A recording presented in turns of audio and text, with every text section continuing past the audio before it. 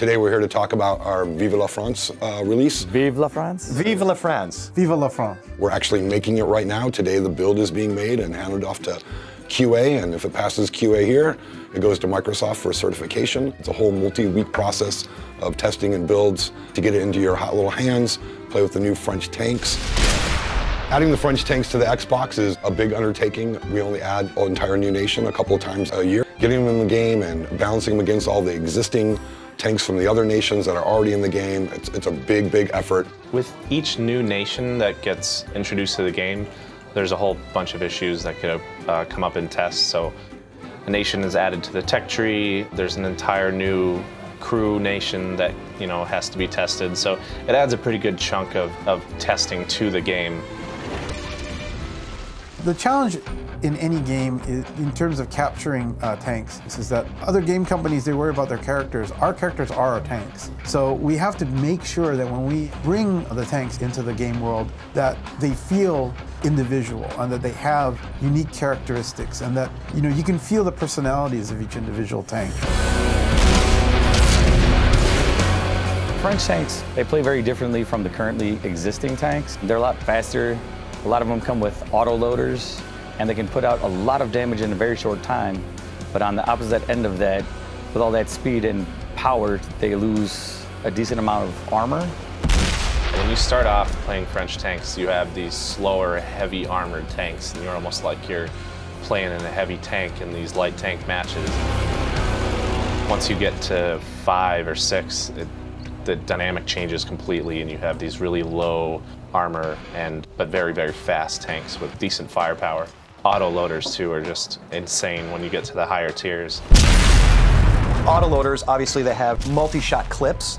Part of what I like about autoloaders is the meta game in where you say, when do I reload? Do I want to leave a couple shots in the canister, or do I want to hang on to those shots and use them later? Or is it time to reload and maybe hide for a little while and then refill my clip, wait for that unsuspecting heavy tank to come by and just blast them?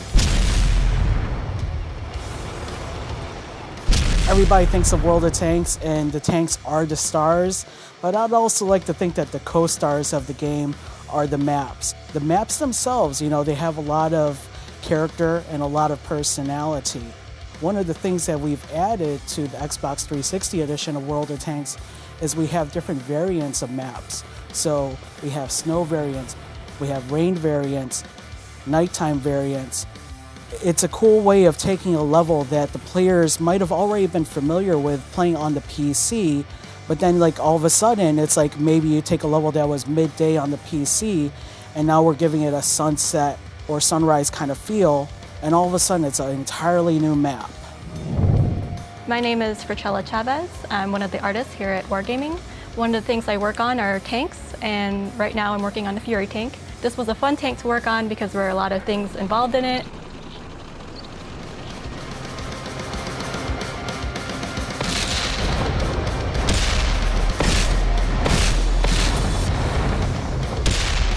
One of our artists, Andy DeRisis, mocked up the tank and wrote Fury on the barrel and added all the attachments to it to look like what it was in the tank and did the paint job on it.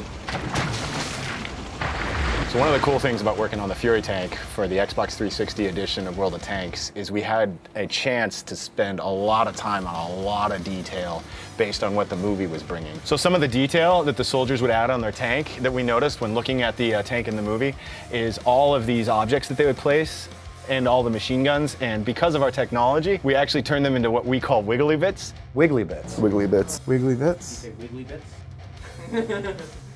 I don't think I can. We were not supposed to say wiggly bits in public, so.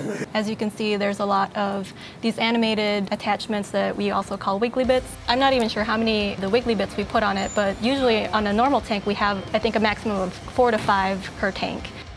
With this one, there's probably more than 10. So one of the issues was making sure that they don't clip with each other.